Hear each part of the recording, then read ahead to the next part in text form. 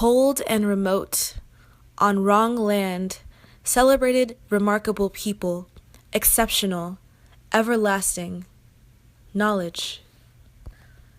We visited a place full of warm hearts, incomplete smiles, and natural spirituality. We were welcomed with kindness and hospitality that transcend cultural boundaries. It's a place that I will always miss. Less opportunity in a world driven by poverty. An outsider's camera gives me a new POV, one that humbles me in ways that I would never know.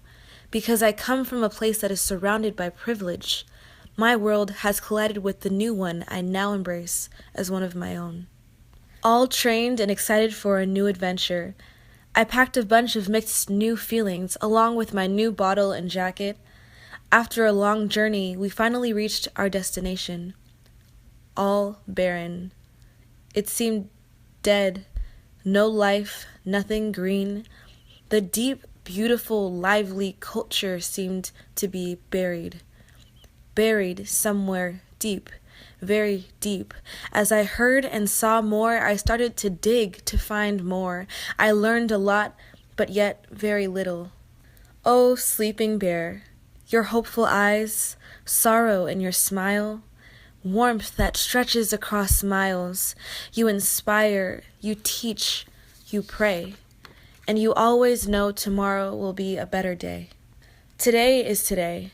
Tomorrow is tomorrow. Today is good, but tomorrow might not be. Underdeveloped oppression or not. Trash litters the ground. Glass is as common as the grass that doesn't grow. Kids play basketball after their mothers wake. Their future makes my heart ache. Hopefully, the poverty cycle will break. From pavement to dirt. The transition from easy living to poverty. The change in perspective from one with a nation to one separated by oppression.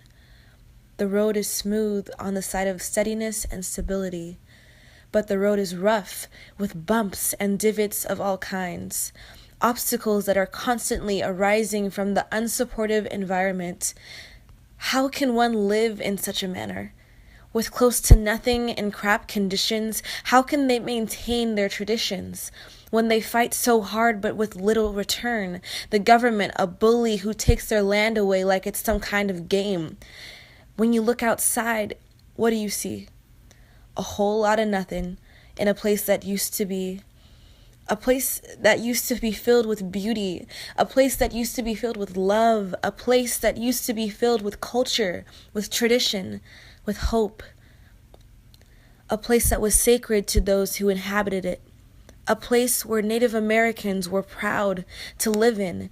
Now it's a place of desolation, of drugs, sex, and alcoholism, a place that has lost its purpose and can't find its way back to the right path, a place of poverty and demise, a place that can't be called home, a place that is insignificant, irrelevant, pointless, forgotten.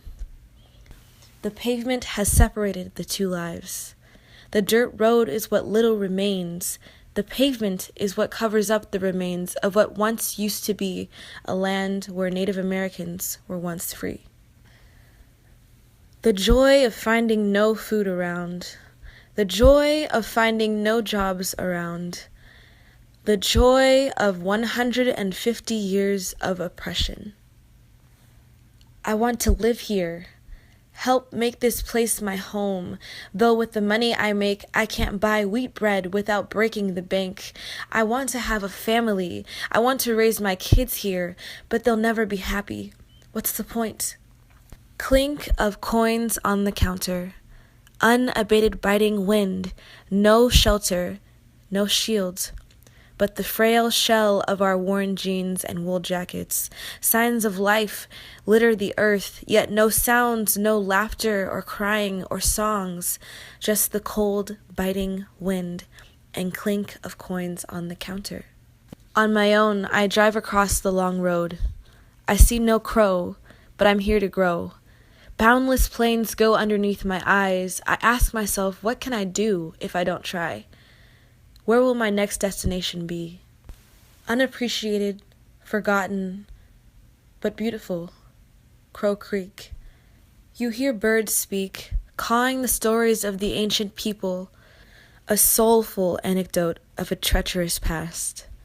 How do they last, survive? How do they remain so joyfully living in a world still picking at the vile remnants?